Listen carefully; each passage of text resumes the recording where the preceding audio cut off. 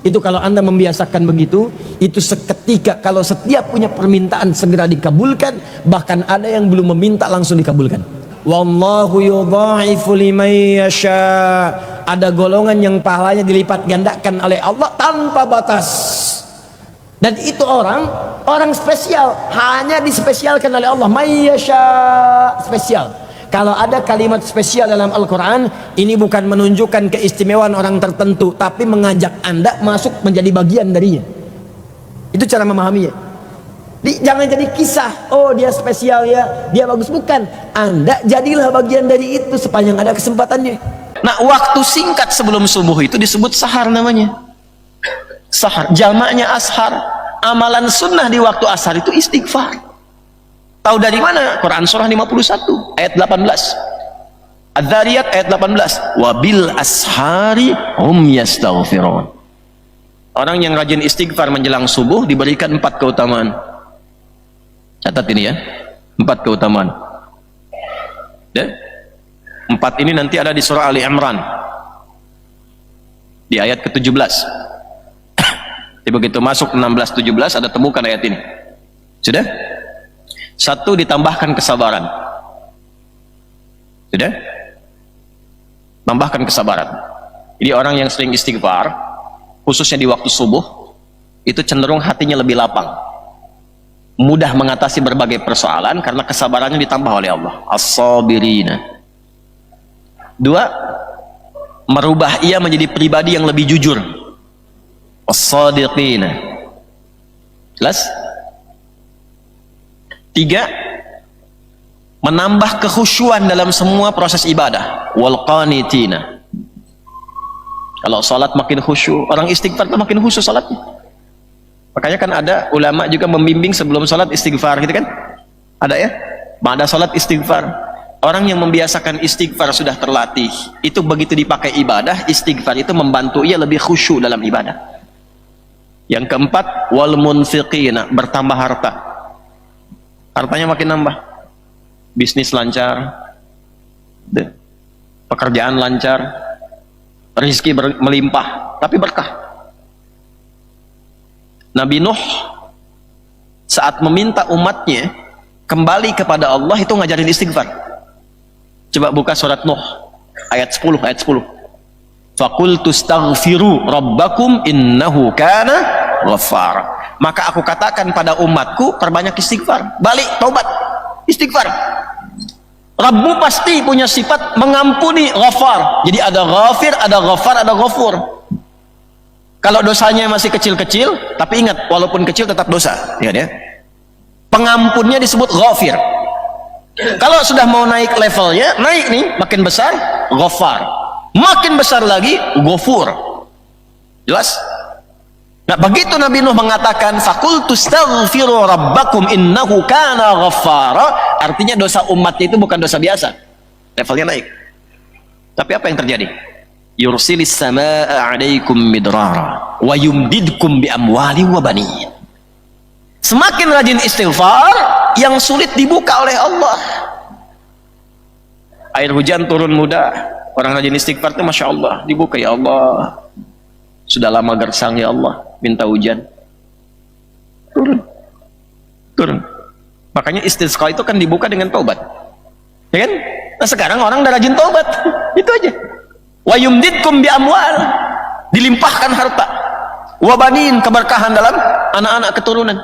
Istighfar. Nah kalau sudah dapat itu rumusnya, wal munfiqin, rajin infak. Jadi orientasi istighfarnya bukan cuma ngumpulin, setelah ngumpulin update status, bertambah harta karena istighfar, klik, bukan itu. Nah orang yang rajin istighfar di waktu subuh punya 4 keutamaan tadi: as-sabirina was-sadiqina wal qanitina wal munfiqina wal mustaghfirina bil ashar. Lalulah dia menyaksikan keagungan Allah. Syahidallahu, ya, syahidallah, dia menyaksikan keagungan Allah. Annahu la ilaha illa. Yang tahu keagungan Allah itu Allah sendiri, para malaikat, dan orang-orang yang punya ilmu dari kalangan beriman. Setelah paham itu, ngerti, maka ma'rifatullah, lahirlah pengetahuan yang dalam tentang Allah. Jadi semua dikerjakan karena Allah. Kalau sudah semua karena Allah, berubah sifatnya menjadi ihsan. Ihsan. namanya muhsin. Maka itu istighfar itu mengantarkan kita menjadi muhsin. Kan itu amalannya bertahap dari ayat 15 Quran surah 51 dari 15-nya sampai ke 18. Innal muttaqina fi jannatin wa uyun akhidhina ma atahum rabbuhum innahum kanu qabla dhalika muhsinin. Ada sebagian orang takwa yang akan mendapatkan tempat tinggal di taman surga, tempat terindah di surganya. Mereka pasti akan mendapatkan janji dari Rabbnya karena mereka di dunianya menjadi orang ihsan. Apa amalannya? Kanu qalila minal laili ma yahja'un. Mereka itu kalau malam sedikit tidurnya. Sedikit tidurnya. Kalau Allah sudah berfirman, jangan tambah-tambah. Allah bilang sedikit tidur, antum tambah sedikit-sedikit tidur.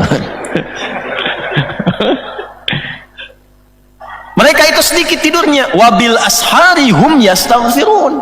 Dan menjelang subuh rajin istighfar. Rajin istighfar. Nah, itu istighfar itu membentuk karakter ihsan. Kalau sudah ihsan, apa kata Nabi di hadis Muslim nomor hadis yang ke-8? Ya, Imam An-Nawawi menyantumkan itu nomor hadis kedua di Al-Arba'in dari 42 hadis. An ta'budallaha ka'annaka tarahu fa in lam takun tarahu fa innahu yara. Engkau jadikan semua kegiatanmu sebagai ibadah karena Allah. Walaupun kau tak mampu menatapnya, engkau meyakini sedang ditatap oleh Allah. Allahu Akbar. Makan, minum, ibadah. Beda. Berpakaian ibadah dan merasa disaksikan Allah. Antum kalau kerja merasa disaksikan Allah, nggak mungkin nipu, akhi, nggak mungkin korupsi, merasa disaksikan. Dan Anda meniatkan pekerjaan itu untuk jadi ibadah. Jadi kalau pulang nggak mungkin bawa yang haram. Minuman nggak mungkin cari yang haram kalau merasa disaksikan Allah, karena niat minumnya untuk ibadah. Kalau berumah tangga nggak mungkin nyakiti pasangan. Kenapa? Karena merasa ibadah. Ya. KDRT, KDRW, KD Camat tuh nggak ada tuh. Nggak ada. Kenapa? Karena merasa ibadah. Ibadah. Dan hebatnya, ini yang paling mulia. Orang-orang yang sudah mendapatkan cinta Allah, ahli istighfar ini, ahli istighfar, kalau sudah mendapatkan cinta Allah subhanahu wa ta'ala, maka Masya Allah, kemuliaannya tanpa meminta pun doanya segera dikabulkan. Orang yang biasa istighfar itu diantara kemuliaannya, Allah akan cepat mengabulkan kebutuhannya tanpa dia harus memintanya. Butuh sesuatu, datang. Butuh sesuatu, datang. Padahal orang ini belum tentu minta. Ini pernah dipraktekkan oleh seorang tukang roti di zaman Imam Ahmad bin Hanbal. Pak, beliau paham betul konsep ini. Ya. Kata Ibnul Qayyim Al-Jauziyah, beliau punya rumus, ya, masa setelah Imam Ahmad, sampai disebutkan rumusnya. Kalau Anda punya permohonan yang cukup banyak, tapi waktunya singkat, kata beliau, cukup perbanyak istighfar. Begitu Anda istighfari, itu sebelum dimintakan Allah bisa kabulkan, kalau benar kebiasaan istighfar. Ya. Imam Ahmad itu pernah lewat, kemudian beliau datang ke masjid. Di Mesir masuk masjid. Ya. Begitu masuk ke masjid, tiba-tiba petugas masjidnya langsung mengusir beliau. Ukhruj, katanya, keluar. Itu imam besar, Pak. Dikenal dia seantara jagat ya, cuma saking tawadhunya, pakaiannya biasa-biasa. Seperti Syekh Yasin Al-Padangi, Bu. Ya, ibu atau bapak yang dari Padang itu ada ulama besar tuh. Ya, saya sampai hari ini masih kagum, saya terus pelajari. Sampai tadi saya nunggu di mobil tuh, saya masih pelajari beliau itu. Ya, bagaimana santunnya, tawadhunya, pakaian macam-macamnya.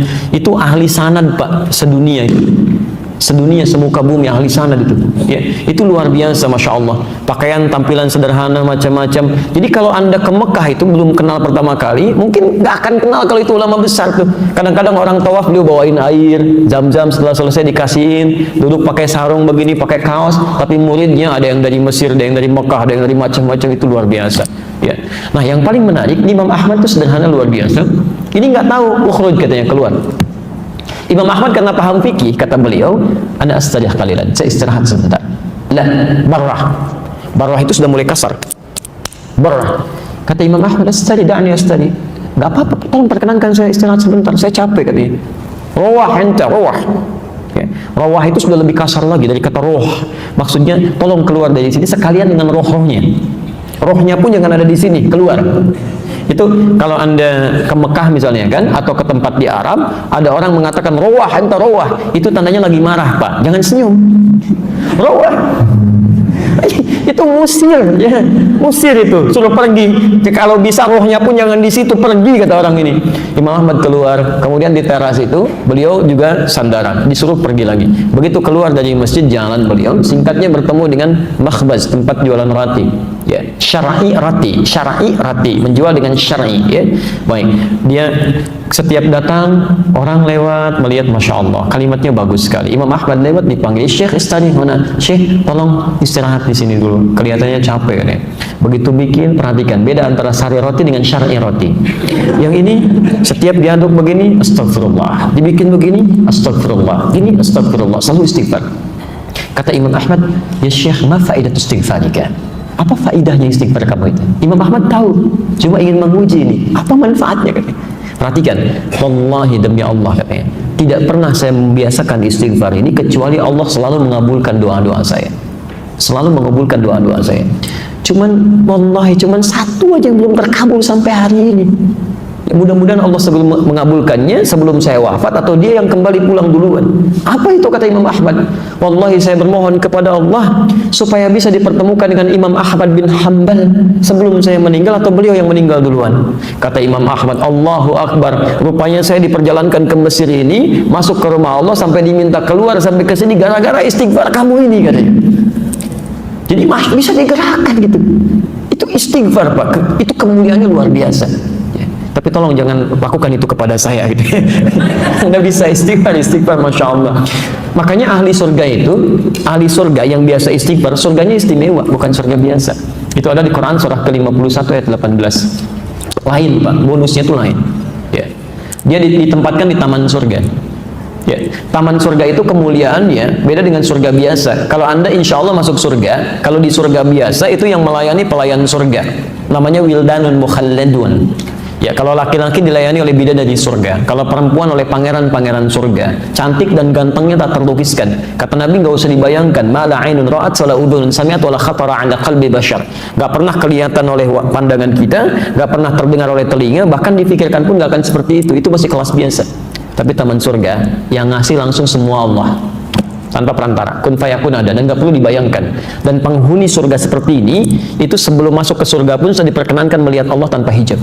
Ada di Quran surah 75 ayat 22 sampai 23, posisi paling kiri sebelah atas. Wujuhu yawma idzin nadhirah. Ada orang-orang yang masya Allah saat dia dihisab itu wajahnya berbinar gembira. Ya, padahal belum masuk surga.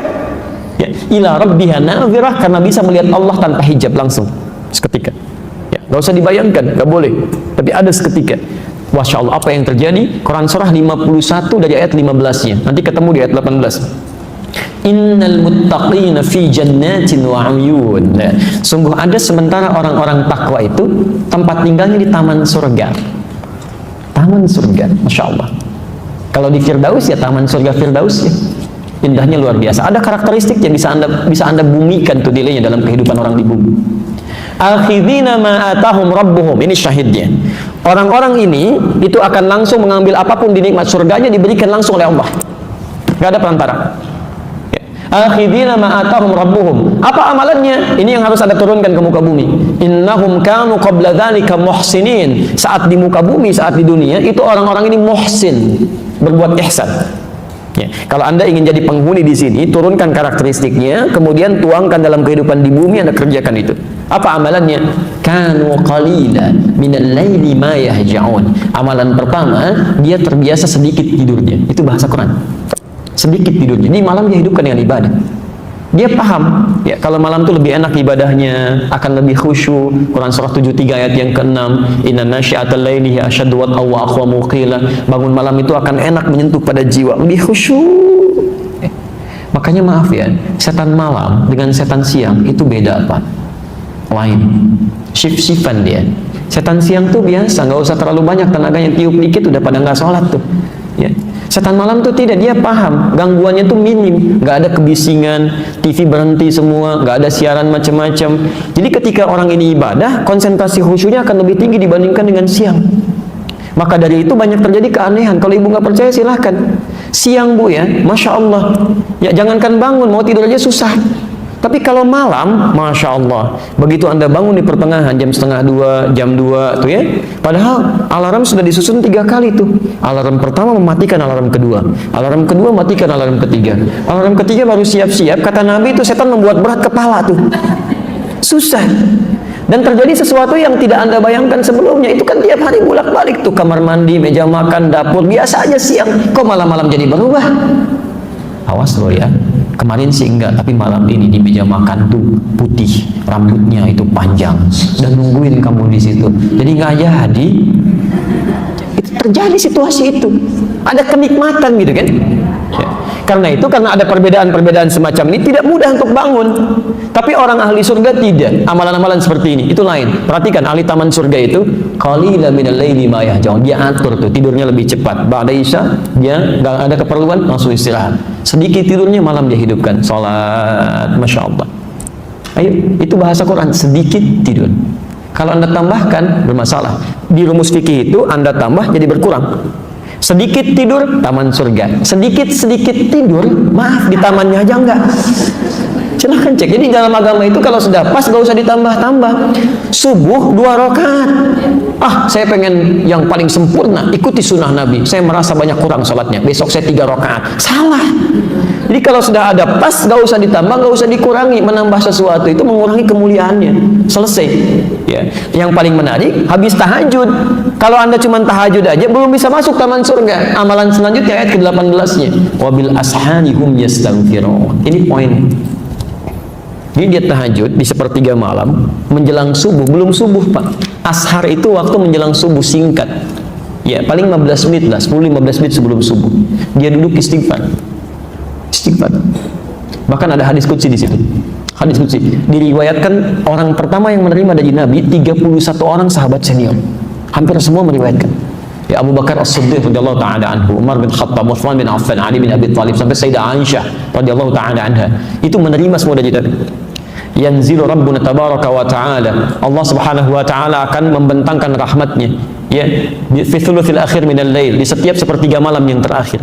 Kemudian menyampaikan, faqala, Allah menyampaikan pada hambanya, ya ibadi, ya hambaku, siapa yang meminta kepadaku akan aku kabulkan. Siapa yang memohon aku akan berikan. Dan man istaghfara liya ghafartu lahu. Siapa yang istighfar, aku akan ampuni dosanya. Rumus cepatnya, alhamdulillah, ketika Anda banyak istighfar, itu yang 2 pertama akan diberikan tanpa Anda minta, seketika diberikan. Makanya ahli taman surga itu, Masya Allah, begitu selesai tahajud, dia nunggu fajar, astagfirullah, astagfirullah, astagfirullah, ingat-ingat dosanya itu. Kalau nggak percaya silahkan Pak ya, nanti malam Anda tahajud, setelah itu menjelang subuh misalnya, Anda biasakan istighfar, terus dengan hati yang bersih, yang enak, itu selain dosa keluar, itu tidak menutup kemungkinan air mata bisa ngalir. Tapi sambil diingat, apa dosa-dosa yang Anda lakukan? Mungkin pernah berkata kasar pada orang tua, pernah membuat pasangan hidup kecewa, sombong terhadap orang-orang sekitaran. Ingat-ingat itu. Itu demi Allah saya katakan, nikmatnya luar biasa. Ini. Dan dosa gugur. Dosa gugur. Ya, jelas di sini? Baik, saya sebentar saya cukupkan dulu sampai sini. Untuk bagian pertama itu masih yang ringan-ringan. Kalau dosisnya, maaf, atau kadar penyakitnya masih kecil-kecil, masih suka pada nikmat orang lain, kan? Masih belum qanaah dengan nikmat sendiri, ya, masih belum puas dengan nikmat sendiri, masih mengharap punya orang, walaupun belum mencela, itu yang kecil-kecil gugur dengan istighfar. Tapi kalau sudah membuat yang jelek-jelek, itu nggak akan hilang dengan istighfar. Masih ada tahap kedua. Ya. Saya mau ngecek sebentar nih, ya, untuk memastikan kita benar atau tidak. Apa lawan dari hidup? Mati. Baik. Kalau tertawa? Nangis. Kalau siang? Malam. Kaya? Miskin. Baik ya. Sekarang kita cek ya. Quran surah 53 Najm. Ayat 43, ayat 44 dan 48. Ayat 43, 44, 48. Oke. Dari 4 pertanyaan tadi saya keluarkan 3 aja. Ya. Apa lawan tadi yang Anda jawab? Lawan kehidupan apa? Kematian. Baik. Wa annahu huwa amata wa ahya. Dialah Allah yang mematikan dan menghidupkan. Jawaban Anda benar. Ayat 44-nya, wa annahu huwa adhaka wa abka. Dialah Allah yang telah menjadikan orang bisa tertawa dan juga bisa menangis. Jadi lawan tertawa apa? Anda benar. Baik. Tadi yang Bapak jawab, Ibu jawab, lawan kaya apa? Miskin. Baik ya. Quran surah ke-53 ayat 48 ya, tuh lihat. Sudah kencang, benar nggak gitu ya? Wa annahu huwa aghna wa aqna. Dialah Allah yang telah menjadikan seseorang kaya dan cukup. Ternyata di Quran itu lawan kaya itu cukup, Pak. Gak ada orang miskin, Bu. Gak pakai O, gak ada orang miskin. Gak ada orang miskin. Jadi Allah tidak pernah menciptakan orang miskin di muka bumi. Gak ada. Yang ada itu orang yang selalu merasa kurang dengan nikmat, sehingga mengharapkan nikmat orang lain. Padahal bagi dirinya cukup gitu. Itu yang jadi masalah. Coba perhatikan ya. Kalau ada orang merasa miskin, Allah langsung berikan zakat supaya dia keluar dari kemiskinan. Maka zakat diberikan pada orang yang merasa miskin. Quran surah ke-9 ayat ke-60. Innamas shadaqatu lil fuqara wal masakin. Diturunkan zakat untuk mengentaskan kemiskinan. Ternyata dengan zakat masih belum cukup juga, masih miskin juga. Diberikan infak. Quran surah kedua Al-Baqarah ayat 215, posisi paling kanan sebelah bawah. Yas'alunaka madza yunfiqun qul ma anfaqtum min khairin falil walidaini wal aqrabin wal yatama wal masakin. Untuk keluar dari kemiskinan. Kurang cukup juga dikasih sedekah. Masya Allah, zakat dikasih, infak dikasih, sedekah dikasih, masih miskin juga. Kalau dengan semua itu belum bisa mengeluarkan Anda dari kemiskinan, Anda perlu dikasih apa lagi? Jadi sebetulnya konsep itu keluar untuk mengeluarkan dari sesuatu yang dirasakan miskin. Kata Allah, nggak ada yang miskin, cuma dua, cukup atau kaya. Selesai. Ayo coba ibu pilih mana? Mau kaya mau cukup? Alhamdulillah. Tuh ada pilihan, cukup kaya kan. Baik ya. Nah ini persoalannya di sini gitu ya. Nah jadi Bapak dan Ibu sekalian, itu perasaan kurang itu yang menjadikan penyakit datang. Itu yang coba kita istighfar ya. Tiap hari istighfar. Kalau nggak sempat istighfar, jangan tinggalkan sholat. Jangan tinggalkan sholat. Karena dalam sholat itu ada kalimat istighfar. Makanya sholat ke satu dengan sholat yang lainnya itu menggugurkan dosa-dosa kecil. Itu ada di hadis Muslim nomor hadis 233. As-salawatu ila as-salawat wal jumu'atu ila al-jumu'ah wa ramadan ila ramadan kafaratun lima bainahunna. Ya, salat satu ke salat lain, Jumat ke Jumat dan Ramadan ke Ramadan itu bisa menggugurkan dosa yang terjadi di antara keduanya. Malam takunil kabair, sepanjang bukan dosa besar. Di Anda zuhur punya dosa, ya, dosa-dosa kecil, asar salat. Jadi pas salat asar itu dosa kecilnya hilang. Otomatis itu. Ya. Kenapa salah satunya? Karena saat Anda salat Anda mengucapkan kalimat istighfar. Bukankah ruku kita mengucapkan istighfar? Subhanakallahumma bihamdika, Allahumma ighfirli. Sujud Anda istighfar. Kalau Anda baca subhana rabbiyal a'la, bukankah duduk di antara dua sujud bahasa istighfar? Kalimat pertama dalam duduk di antara dua sujud apa? Rabbil firli, itu istighfar. Jelas ya? Baik. Kalau sudah jelas, saya tahan sebentar, saya jawab dulu ini. Kalau sekiranya dianggap cukup, kita belum bawa obat yang maaf kadar penyakitnya cukup berat ya. Yang mikirin orang gitu kan, Masya Allah, terus yang macam-macam lah, pokoknya hidupnya nggak tenang ya. Yang awas, yang paling berbahaya itu dalam urusan ibadah, nanti saya bahas lebih jauh lagi. Itu kata Quran, ada orang-orang yang dia merasa berbuat baik sebetulnya banyak salahnya, dan itu penyakitnya lebih dahsyat ya. Saya jawab dulu ini ya. Mau tanya Pak Ustadz, boleh? Enggak. Oh ya. Boleh nggak jika nggak sholat malam tahajud tapi ikut sholat berjamaah subuh di masjid? Ya, bukankah pahalanya seperti sholat malam sepanjang malam? Masya Allah, luar biasa ya. Hitung-hitung pahala seperti wah, hitung-hitungannya pintar itu ya. Nanti kalau semua seperti ini, nggak ada yang haji dan umrah. Karena sholat syuruk itu senilai haji dan umrah. Kosong itu Ka'bahnya dari orang Indonesia, Masya Allah. Ya, itu luar biasa. Baik. Kalau cuma ukur pahala, memang betul sholat subuh berjamaah itu pahalanya juga tinggi. Ya, orang yang sholat subuh berjamaah di masjid dia tunaikan, bukan cuma mendapatkan seperti ini, bahkan lebih daripada dunia dan seisinya, baru sholat sunnahnya saja. Ya, misalnya di hadis Muslim yang semacam ini, di hadis Muslim hadis 724 sampai 729, dimulai dari sholat sunnahnya dulu. Raka'atul fajri khairun minad dunya wa ma fiha. 2 rakaat sebelum fajar itu berapa pahalanya? Tuh, sudah salah lagi. Bukan dunia dan seisinya, lebih baik. Kalau lebih itu berarti lebih, bukan pas. Lebih dari, berarti dunia dan seisinya pun itu masih Ya. Dan kalau anda bisa tunaikan sholat fardunya, masya Allah, itu mempercepat ke surga, diberikan pahala berlipat, dan seperti halnya sholat malam kalau berjamaah tanpa putus. Itu maksudnya bukan sholat malamnya, tapi meraih pahalanya semisal itu. Kalau anda tanya boleh tidak, boleh-boleh saja, silahkan. Tapi kalau anda tunaikan sholat malamnya, anda mendapatkan keutamaan yang lebih daripada ini. Ingat ya, keutamaan sholat malam itu bukan cuma sholat malamnya saja yang ada pahalanya, tapi banyak melimpah pahala yang lainnya. Satu, mudahnya doa dikabulkan. Jadi kalau anda cuma sholat subuh berjamaah saja, tidak sholat malamnya, anda tidak mendapatkan kemudahan pengabulan doa. Yang kedua, ada jaminan 4 kebaikan diberikan. Anda sholat subuh berjamaah tapi tidak tahajud, tidak mendapatkan 4 kebaikan ini. Ada di Quran surah ke-17 ayat 79 sampai 81. Tahajud itu bisa mengangkat derajat di karir terbaik dalam pekerjaan Anda, memudahkan urusan Anda, melepaskan dari kesulitan, plus ditolong Allah saat Anda disakiti oleh orang lain. Anda sholatnya khusyuk 5 waktu tapi tidak tahajud, Anda tidak mendapatkan 4 kemuliaan ini. Yang selanjutnya, ahli tahajud itu ahli taman surga. Anda khusyuk sholat fardunya, Anda tidak tahajud, Anda nggak akan masuk ke taman surga. Ya, tingkat yang paling indahnya. Yang selanjutnya, ahli tahajud itu dekat dengan Nabi. Ya, maaf, dekat dengan Nabi. Nabi aja tahajud, Nabi Rasul dijamin masuk surga, masih tahajud. Anda bukan Nabi, bukan Rasul, masya Allah gitu kan? Baik, Allahumma sayyiban nafi'an. Allahumma sayyiban nafi'an.